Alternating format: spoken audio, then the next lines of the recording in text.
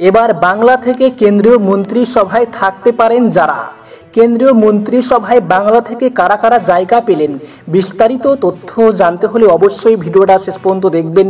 চ্যানেলে নতুন থাকলে অবশ্যই সাবস্ক্রাইব করে অল নোটিফিকেশন অন করে রাখবেন। লাইক বাটনে ক্লিক করে একটি লাইক করে দিবেন। 18তম লোকসভা নির্বাচনে পশ্চিমবঙ্গে 42টি আসনের মধ্যে 12টি পেয়েছে নরেন্দ্র মোদীর দল ভারতীয় জনতা পার্টি। এখন প্রশ্ন উঠছে, এই রাজ্য থেকে কেন্দ্রীয় মন্ত্রিসভায় থাকবেন কতজন? 2019 সালের নির্বাচনে পশ্চিমবঙ্গে বিজেপির দখলে ছিল 18টি আসন। সেবার রাজ্য থেকে প্রথমে দেবশ্রী চৌধুরী ও বাবুল সুপ্রিয়কে কেন্দ্রীয় প্রতিমন্ত্রী করা হয়েছিল। পরবর্তী সে সময়ে এই দুজনকে মন্ত্রিত্ব থেকে সরিয়ে রাজ্য থেকে মোট 4 জনকে কেন্দ্রীয় প্রতিমন্ত্রী করা হয়েছিল।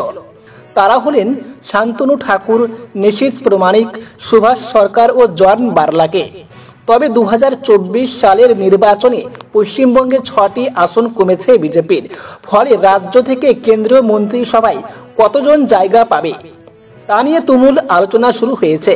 সূত্র বলছে 2024 সালে কেন্দ্রীয় মন্ত্রিসভায় পশ্চিমবঙ্গ থেকে মন্ত্রিত্ব পেতে পারেন 2 থেকে 3 জন। এখন কার ভাগ্যে শিকে ছিঁড়বে সেদিকে তাকিয়ে রাজ্যবাসী। রাজনৈতিক বিশেষজ্ঞদের মতে বনগাঁ লোকসভা আসনে বিজেপির জয়ী প্রার্থী মতুয়া মহাসংঘের নেতা শান্তনু ঠাকুর এবারও কেন্দ্রীয় মন্ত্রিসভায় জায়গা পেতে পারেন। প্রথমবার রাজনীতিতে এসেছেন কলকাতা হাইকোর্টের সাবেক বিচারপতি অভিজিৎ গঙ্গোপাধ্যায়। তাকেও কেন্দ্রীয় মন্ত্রী করার সম্ভাবনা রয়েছে। এদিকে বিষ্ণুপুরের সাবেক স্বামী স্ত্রীর লড়াইয়ের সাক্ষী হয়েছিল রাজ্যবাসী। আলোচিত এই আসনে বিজয় পেয়েছেন বিজেপি প্রার্থী সৌমিত্র খা। এবার সম্ভবত তিনি মোদীর মন্ত্রিসভায় ঠাঁই পেতে পারেন।